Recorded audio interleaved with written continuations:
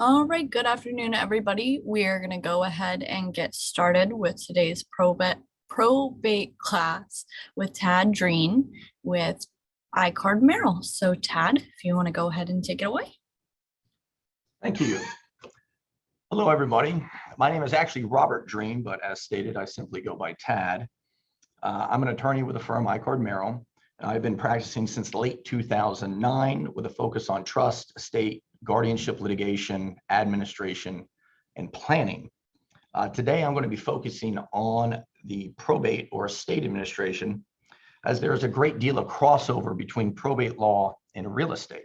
When the real estate attorneys here at Icard Merrill are handling a closing in which an estate is involved or a probate is needed, that's what I'm called for. As professional realtors in the community, you will best serve your client's interests by having a general understanding of the probate process and what to expect. You're not expected to know the law. That is my job. You can contact my office should you need assistance or guidance with respect to any issue you may encounter. The purposes of this class is to provide you with some fundamental issues to be aware of when you are proceeding to close on a property that is or will be inherited by your seller. So let's just jump right in. As you may be aware, the cornerstone of any real property sale is very basic. Who is your seller? AKA, who holds title to the property or who will hold title to the property. With this in mind, when you're writing up your listing agreement or offering a property, where do you go to identify your seller? Now, some of you may be thinking you go to the tax appraiser's website or the property appraiser's website or MLS. If you're going to any of those places to locate who your seller is, you're not doing it correctly. The way to properly locate your seller or to confirm your seller for purposes of your listing agreement is to go through the county official records. You need to locate the most recent instrument which passed title. This is usually a deed, or sometimes it could be an order from the court. If you're not yet versed in searching for title, then contact my office, and either myself or one of the real estate attorneys here can assist you in locating the document which last passed title. If you already know how to locate these documents, or as they are called, the vesting instrument, then you need to have some basic knowledge on how the deed may read. So I'm going to give you a few examples. If the deed says to Mary and Tom, quote, with rights of survivorship, end quote, then the property passes to the survivor of the two. So if Tom is passed, then your seller is Mary, or vice versa. This is known as joint tenants with rights of survivorship. Under either scenario, you don't need a probate. All that needs to happen is the recording of a short form death certificate with the clerk of courts. When I say a short form death certificate, that means a death certificate that does not include the cause of death on the death certificate. Let's go to another example. If the deed says to Mary and Tom, quote, as husband and wife, end quote, or includes language tenants by the entireties, once again, the property will pass to the survivor, and you don't need a probate. Once again, all you need to do is record your short form death certificate with the clerk of courts. Your seller is the survivor. Another example, if the deed simply says Mary and Tom with no other language, this is known as tenants in common. In this scenario, title will be held 50% by the survivor and 50% by the heirs of the person who passed. Under this scenario, you are going to need a probate. There are also other scenarios in which you might encounter, such as title might be conveyed under multiple simultaneous deeds as opposed to a single instrument. Or you might encounter the words, quote, life estate, end quote. A life estate grants an individual the right to reside in the property. A life estate does not necessarily grant an individual the right to sell the underlying title to the property. Whether or not a life tenant has the ability to sell the underlying title to the property will depend on language within the deed granting him or her that power. If you look at the deed and you see life estate and you're not certain whether or not your life tenant has the ability to sell the property, contact our office and we can help you out. All of the foregoing examples address the fundamental need to properly identify your seller. However, when you identify your seller throughout the course of a career, you're going to encounter all sorts of different scenarios or assertions from your clients that you need to have a basic awareness of. I'm going to identify a few scenarios that you might encounter at one point or another throughout the course of your career. Let's say you have a client and his name is John. Your client, John, tells you that both of his parents have passed. His mother died some years ago, or excuse me, his mother has died some years ago and his father has just recently passed. John wants to sell his father's home. He tells you that he was named as his father's power of attorney or attorney in fact, and he wants to sell the property now. John informs you that he knows that he can sell his father's home as his father's attorney, power of attorney, because his neighbor Frank just sold the property owned by his mother by using a power of attorney. Say you do a bit of homework and confirm that his neighbor Frank did in fact sell his mother's home by using a power of attorney. Can your client John sell his deceased father's home by way of the power of attorney? Take a minute to think about that.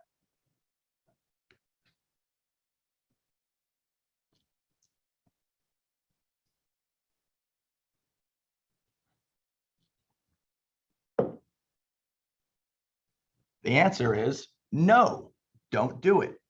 Powers of attorney only apply to those still breathing. They do not apply to the deceased. The moment the principal, in this case, the father died, the power of attorney lost its power. It expired along with the father. If Frank was able to sell the property held by his mother by way of the power of attorney, that simply means that at that time of the sale, Frank's mother was still alive and had the capacity to complain to Frank about his choices in life. Now, let's change the foregoing scenario just a bit. John's mother has passed, but John's dad is still alive. John has a power of attorney with respect to his father. John wants to sell the property held by his father. You do your homework and you confirm that dad does hold title of the property, but he holds it as trustee. You talk to your client, John, and John says, look, my neighbor Frank just sold the property for his mother. He did it by using his power of attorney. And his lawyer told him, and then he told me what I'm telling you now. And that is, so long as my dad is alive, my power of attorney lets me sell the property. Under this scenario, can your client, John, sell his father's property by way of the power of attorney? Once again, take a moment to think about that.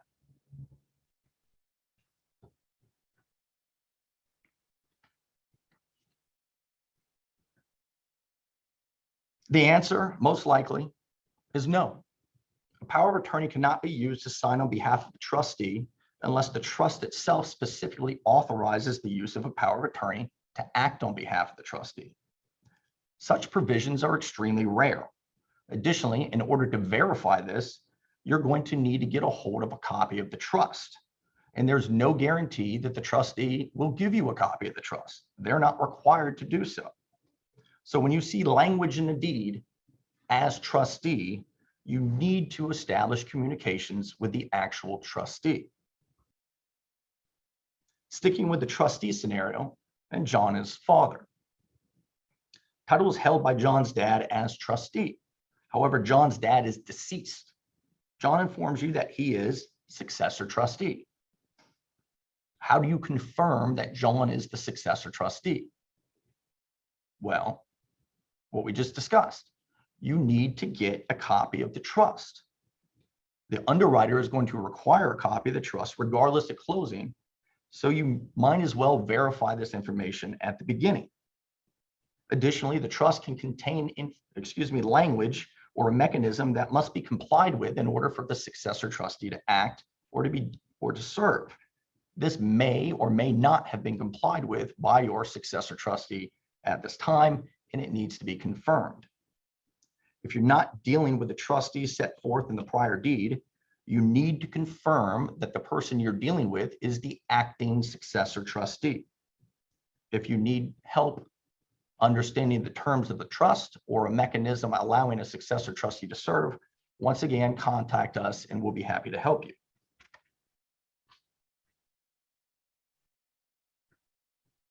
Let's change the scenario just a bit with John and his father. John tells you that he has a power of attorney for his dad. He wants to sell his father's property, but that his dad gets confused and has good days and bad days. Let's say you're actually able to meet or speak with dad, and dad was most definitely having a bad day at the time that you were able to speak with him. In fact, dad was having such a bad day that you're left wondering whether or not dad ever has any more good days. You inform John. John is unconcerned. His dad is still living, and he is named as dad's power of attorney. Dad wants to sell and sell as soon as possible. The question for you is, can John sell in the immediate on behalf of his father? Once again, take a moment to think.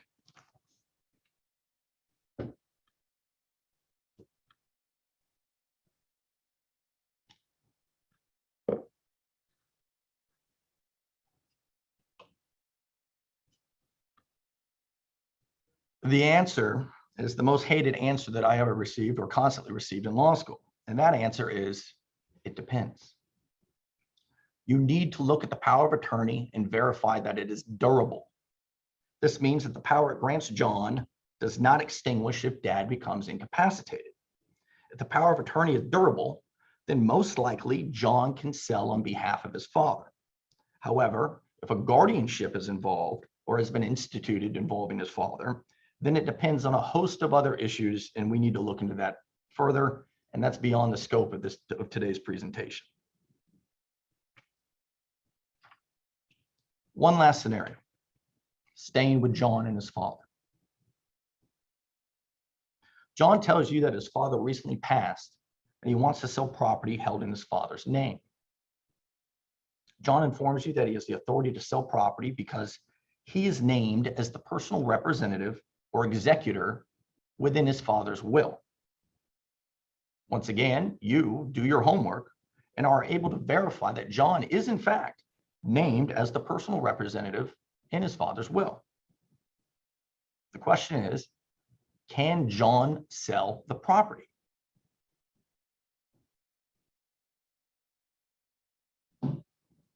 The answer is not without a probate. Even if John is named as the personal representative in dad's will, that nomination is meaningless until the court admits the will into probate and appoints John to act as the personal representative. A personal representative is the individual appointed by the court to handle the decedent's estate. When I say decedent, that is the technical way of saying a dead person. When you need a probate to get to your closing, you're going to need the assistance of an attorney. So let's talk a little bit about probate. In the most basic sense, probate is a safety net or a catch-all that allows the winding up of a dead person's affairs.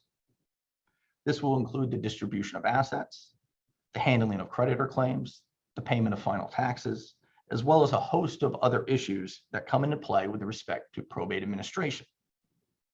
Florida has 5 full statutory chapters devoted to probate, 6 if you include the chapter concerning trusts. With respect to what happens within a probate proceeding, I know a number of you are probably thinking, blah, blah, blah, blah, blah. When can I get to my closing? So let's focus on that. There are 2 basic types of probate proceedings: summary administration and formal administration. Summary administration is exactly what the title implies. It's basically a summarized version of formal administration. The court does not appoint a personal representative in a summary administration. This is because you're essentially asserting to the court that there isn't too much that needs to be done to wind up the decedent's final affairs. Since there isn't much that needs to be handled, you can typically get a summary administration started and finalized within 1 to 2 months, which is much faster than a formal administration. I know that most of you are looking to close as soon as possible and might be thinking the obvious choice is to simply use a summary administration. Unfortunately, it's not that simple. In order to qualify for a summary administration, there are 2 major boxes that you first need to check off. The first box is that your seller is extremely confident that there will be no creditor claims filed against the estate or the decedent. This means that your seller knows that the recently passed individual wasn't in debt, paid their bills on time, or that the seller has already satisfied the decedent's final bills. To open a summary administration, your seller will be swearing to the court that they are unaware of any outstanding creditor claims. Your seller does not want to be stuck in a summary administration with creditor claims that are filed against an estate. If a creditor claim gets filed in a summary administration, your seller could get placed in a bind.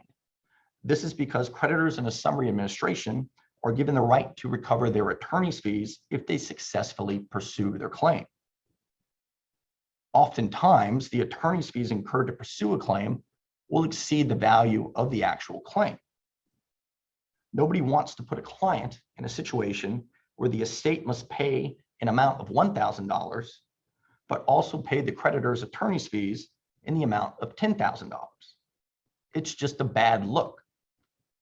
The second box to check off is that the total non-exempt assets passing through the probate did not exceed $75,000, or that the decedent died over 2 years ago. Now, some of you may be thinking that with today's market values, you can only utilize summary administration to sell a trailer. This is not the case. If the property to be sold was the dead person's homestead, that property is exempt. The value of the property does not count against the $75,000 threshold. And the overwhelming majority of creditor claims cannot be applied against it or any proceeds from the sale of that homestead.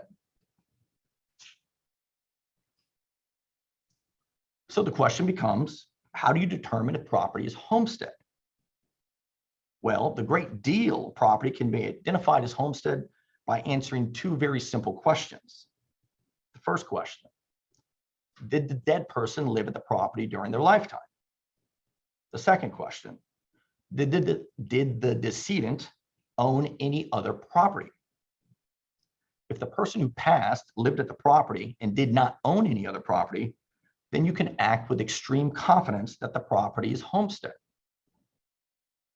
If there are any other factors that prevent you from establishing that the decedent lived in the property and did not own any other property, such as if the decedent was a snowbird, owned multiple properties, and only lived in Florida for a few months out of each year, then homestead or the determination thereof will depend on a number of additional factors.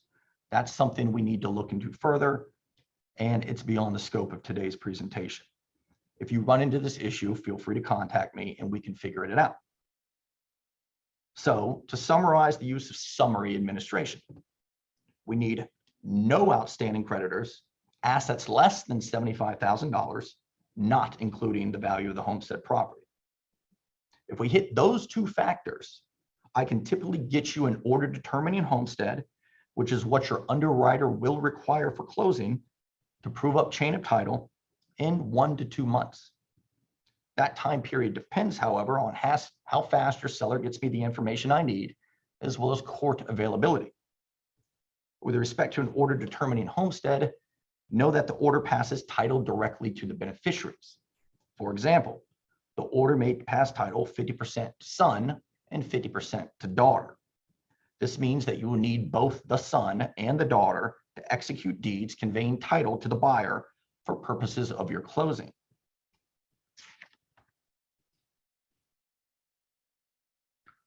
So let's talk a little bit about formal administration. Formal administration is a full administration. If you cannot check off the boxes required for a summary administration, then you must do a formal administration. A formal administration will take a minimum of 4 months, and it usually takes longer. Now, I can feel the groan emitting from my computer screen. None of you want to wait 4 months to proceed to closing. I get it. Understand that the main reason why formal administration takes at least 4 months is the requirement to publish notice to creditors. The publishment period only lasts 2 consecutive weeks, but afterwards, creditors are given 3 months to file a claim against the estate. Even if you're positive that the property you want to sell is homestead, which would make the property and the proceeds from any sale exempt from creditor claims, those creditors are still entitled to notice of the request to have a court enter an order preventing them basically from getting paid from that asset, from the homestead asset or the sale thereof, or the proceeds from the sale thereof. So what do? You want to close as soon as possible. Creditors get 3 months to file a claim. You know the property is homestead, so the creditor claim should be worthless with respect to the proceeds from any sale of the property. But to sell, you need an order determining homestead. And again, those creditors are entitled to notice of that proceeding on the order to determine homestead, and they get 3 months to appear in your estate. What do? You contact me. I can still get you an order determining homestead in 1 to 2 months. I can still get you to closing within that time and still get you paid on your commission from the sale when it takes place. So what's the catch? The catch is that your seller will not get paid for the full 3-month or 4-month time period for creditors to file claims. I will still have to handle those issues. When I speak to your seller, you can rest assured that I will notify them of the foregoing, that I could get them to closing in a short period of time, but that the proceeds are going to be held in my firm's trust account for a few months after the sale. With respect to the monies held in trust, realize that they're held in trust. I will not touch those proceeds until I get an order from the court authorizing me to do so. As may be apparent, I cannot get that order authorizing the release of those funds until I have resolved the creditor issues and given those creditors the required notice. Now again, since we are dealing with homestead, those proceeds are almost always going to be exempt. The seller will receive the full net proceeds. It's just that their delivery is going to be delayed. It should be noted, however, that if the seller is currently living in the home and needs the proceeds from the sale to purchase a new home or a place to live, otherwise they're going to be homeless, he or she is probably going to want to wait for the full creditor claim period to expire in order to receive those proceeds after the sale. Because again, I cannot touch those proceeds until I get authorization by the court, irrespective of whether the seller is going to go homeless as a result of the sale.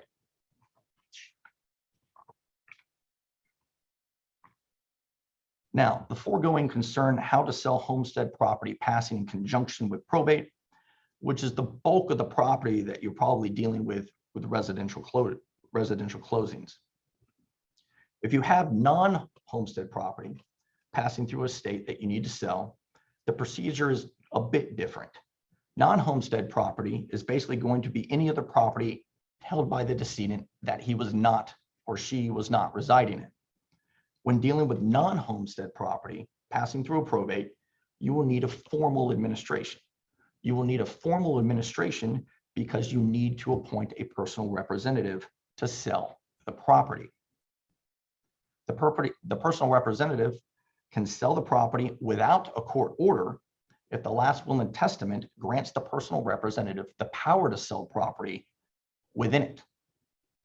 If the will does not grant the personal representative that power, or if you have no will and the estate is intestate, then I would have to petition the court for approval to sell the property.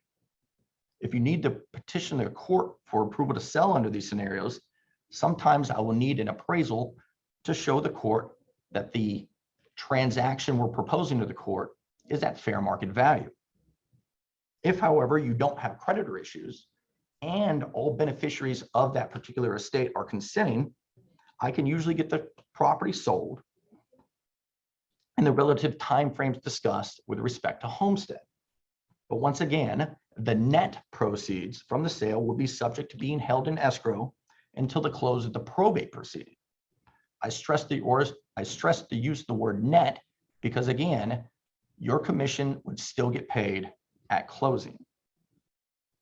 Finally, the last type of property you might encounter in a probate is property held by the decedent who resided out of state but owned property here in Florida. So that person died in another state and he's got property here in Florida. In order to sell this property, you have to open what is known as an ancillary administration, which is simply an administration open for the specific purpose of selling this particular piece of property located in the state of Florida. To open an ancillary administration, we need to already have a formal administration opened in the state in which the decedent died. Once again, if necessary, I could get you to closing within the parameters previously discussed, but the net proceeds would be held in escrow until the closure of the estate. Finally, I want to turn to some contract considerations. I don't know if those have already been provided to you or if I have to play with my Zoom to try to get it on my screen. But I basically pulled a boilerplate residential contract for sale and purchase, and I'm hoping that has been provided to you. Is there any way I can confirm that?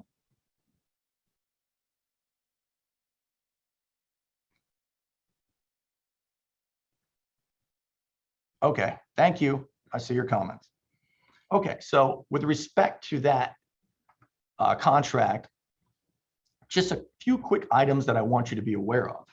If we go down to line 159 on that document.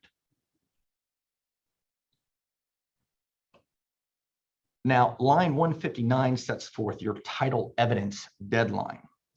That deadline is that your title commitment must be obtained typically within 15 days prior to your closing, or 5 days if you're doing a cash transaction. Now, the reason why I'm pointing this out to you is that if you need a probate to get your chain of title in order, you are not going to get that accomplished in 15 days. Don't get to these deadlines and then discover that you need a probate, because if that is the case, you're not closing at that deadline. Now look at lines 445 through 478. In particular, I would like you to look at line 462. And that line says, quote, buyer shall have 5 days after receipt of title commitment to examine and notify seller of any title defects that render the property unmarketable, end quote. Now, if your title commitment comes back and states the probate is required, that a probate is needed in order to sell the property, do any of you know what that means for your upcoming closing or prospective sale?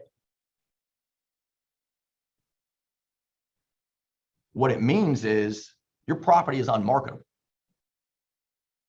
If your property is unmarketable, what happens? Well, go down to line 465 of your contract, which states that the seller may cure the defect within 30 days. This means that you have 30 days to get title proper through the probate process. Can I do that for you? What did I tell you before? 1 to 2 months. So it's possible, but it's going to be a fire drill, and neither myself nor the seller are going to be happy with you during the course of that fire drill. Putting that fire out is going to depend on a number of small issues that pretty much all need to cut in your favor in order to get it done in such a tight window. Let's say those issues don't cut your way. Let's say the judge was on vacation during this time period. I can't get a hearing in front of the judge because he's in Barbados. Say we can't cure within 30 days. What happens? Well, if the seller can't cure within 30 days, then the buyer has three options. Option number one, look at line 471. The buyer can extend the cure period another 120 days. That's great, fantastic. Yes, I could get it done within that time period, no stress. Option number two, look at line 473. The buyer can accept title with the defect and close. Well, this sounds great as well. But unfortunately for us, if we need a probate, this option is not available. You can't utilize it. Why can't you utilize it? Because without a probate, you have no one that has been vested with title. What does that mean? You don't have a seller. You don't have someone that can sign the deed and transfer title over to your buyer. So option two is irrelevant when you need a probate. Now let's look at option three. That's on line 475. And that says the buyer can terminate the contract and receive a refund of their deposit. Needless to say, you don't want this happening. If it does happen, you are going to have a very angry seller. The moral of the story is don't let probate bury your closing. Take steps at the outset of your communications with the seller to determine if a probate is needed. Contact my office if a probate is needed or you simply don't know. Most questions I can answer relatively quickly, and if I don't know the answer, I could simply walk down the hall and talk to a real estate attorney. I'm going to give you my email address, which is rdrean@icardmerrill.com. That's R as in Robert, Drean, D-R-E-A-N as in Nancy, at Icard, I-C-A-R-D, Merrill, M as in mother, E-R-R-I-L-L.com. And you can email me with any questions. If you do email me with any questions, please title the email Probate Class so I know what I'm going to open up. I prefer emails over calls because it gives me a list of things that I need to get to. You can also call my office at 941-366-8100. If you call, simply ask for Tad. If I'm not dealing with some other issue, I will speak to you. I hope this was informative, and if you need any help, remember to reach out. I think we have a few minutes to take some questions, and I guess we'll jump into that. Thank you very much.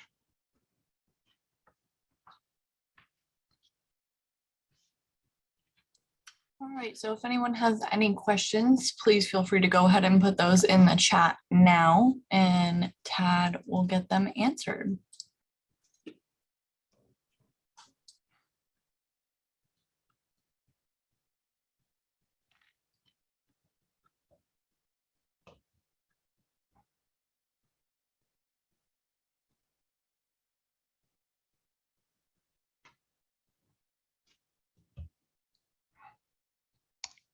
It depends. I guess I'm reading this. Do I just read off the panelists of the chat?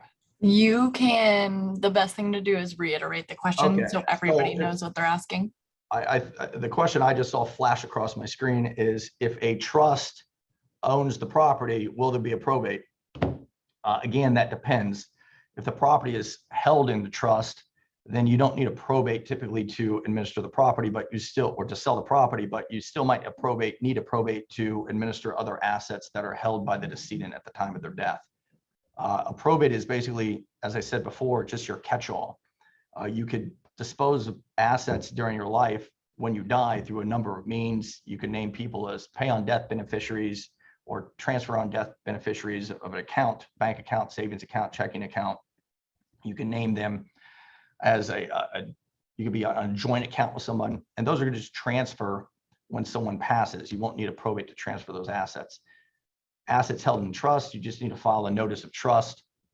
And if all the assets are held in trust, you don't need a probate. If there are assets outside of the trust, then you will need a probate to administer those assets.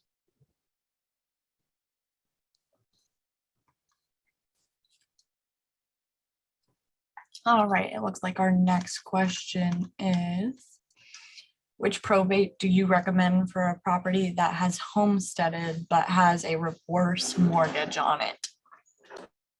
Well, anytime the property is encumbered, the lien holder is going to get paid. So typically what I encounter when we have some type of encumbrance in the property, and payments need to be made, and it really depends on whether or not the seller has the ability to maintain those payments. The last thing you want is for a foreclosure to happen. If foreclosure happens, you stand the chance of not being able to control the sale. We don't want that. You want to make sure that no foreclosure is going to happen. So you want to move to sell the property if your seller can't continue to make payments on the encumbrance, and make sure that the encumbrance holder is going to, they're going to be satisfied during the course of the probate proceeding. So you could go with either, really, but it just depends on whether or not your seller is able to continue making payments on what is owed to the encumbrance holder. Because when you go to closing, again, whoever's got a secured interest in the property, whether it's just a baseline mortgage or you got a reverse mortgage or whatever it is, you're going to pay them off the top. They're going to get paid regardless at sale. So again, it sort of depends. To answer your question, if they can't pay, you want to do it as fast as possible and satisfy that encumbrance. All right, the next question is, what is the dangers of having to reopen a probate because they did not address the mortgage? Well, that's called a subsequent administration. I've actually had a few of those cross my desk lately.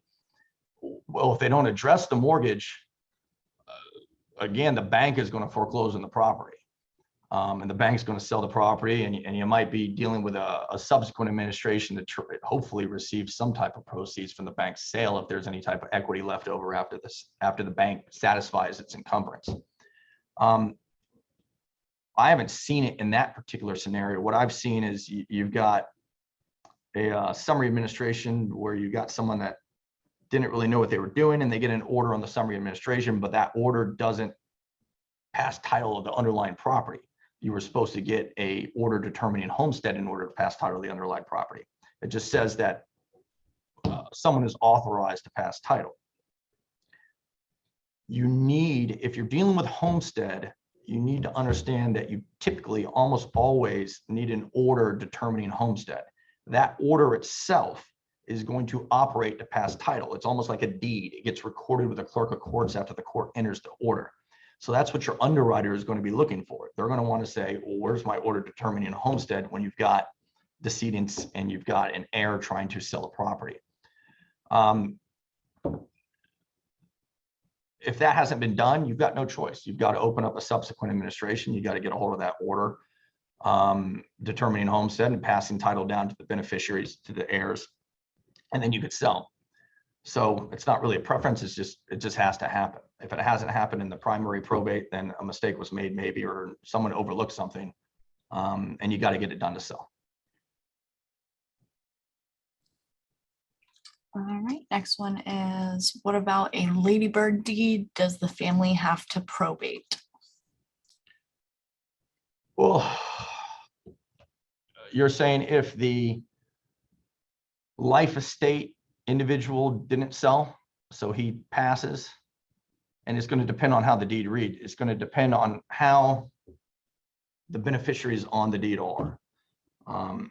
So if he's got a life estate and it gives rights of survivorship to some other individual, then no. If he's got some type of life estate on there and they're not passing title down to the beneficiaries, which should be happening, then yes. Most likely no if the deed reads properly.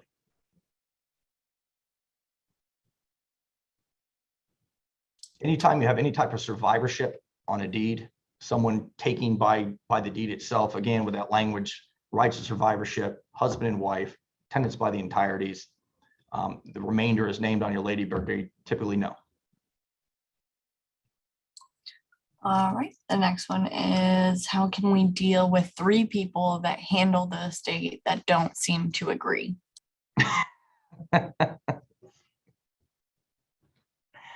Oh yeah. All right. If you don't seem to agree within the estate, are you, I assume we're talking about beneficiaries and they all got a 1/3 interest in the property.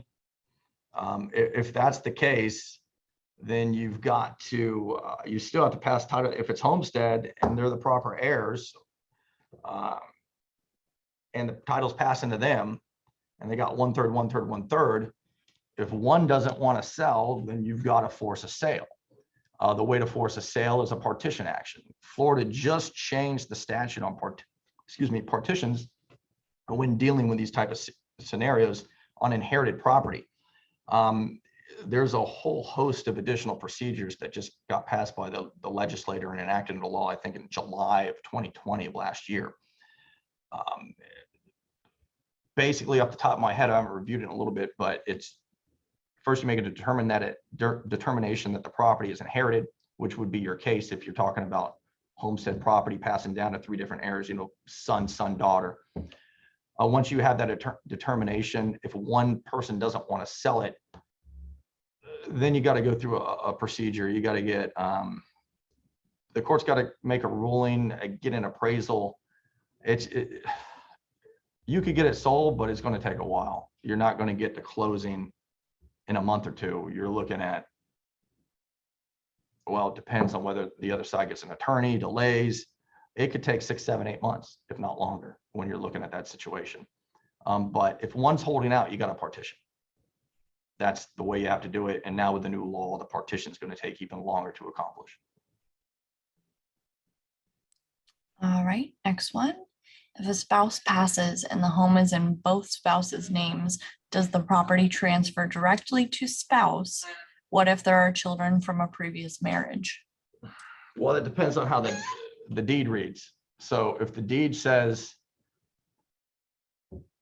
to husband and wife, Mary and Tom is husband and wife, it's going to go, and one spouse passes, it's going to go directly to that spouse.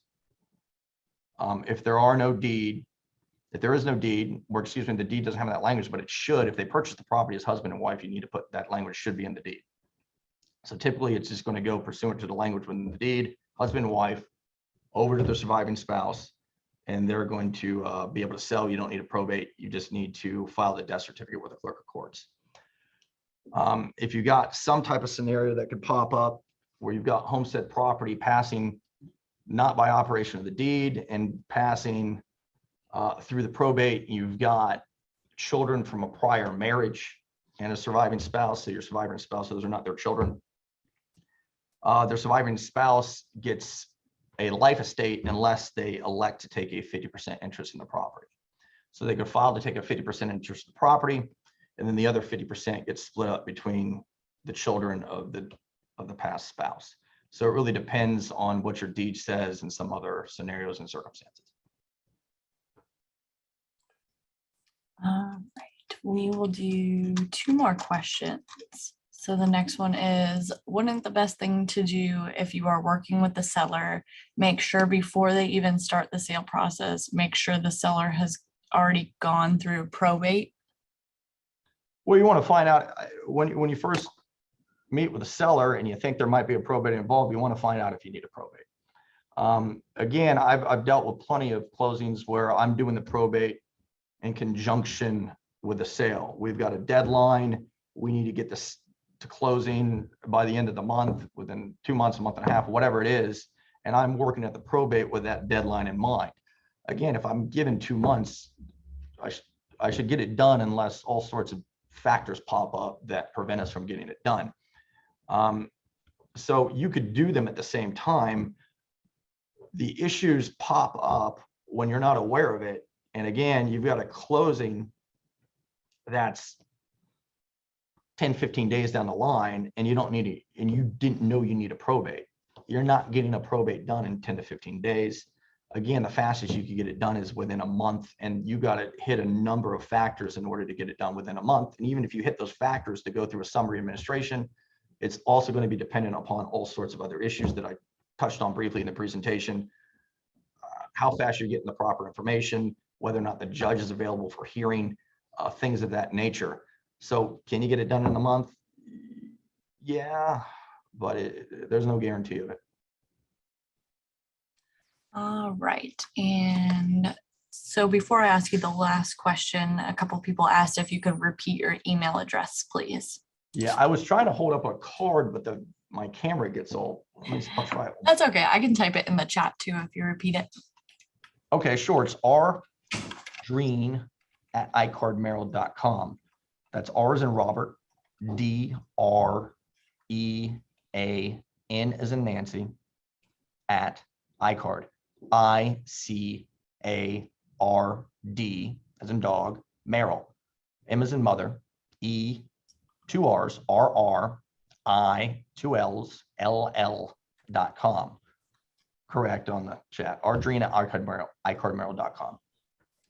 All right, perfect. So last question is, my mobile home seller owns the land under her trailer. However, the mobile home titles were never transferred to her name at the purchase of the property in 2003.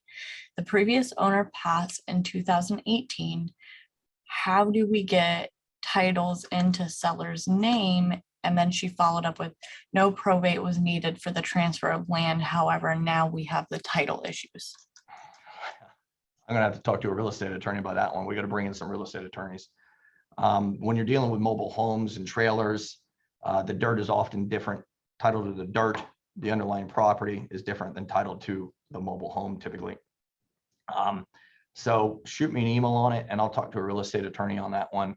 Again, you might not need a probate with respect to, since they passed in 2018, you're not going to have any creditor claims you have to deal with. It's going to depend on basically the prior title, what it states, and whether or not your prior title is operating to pass title to your beneficiaries. So it's going to depend on a number of things. We have to look into it further.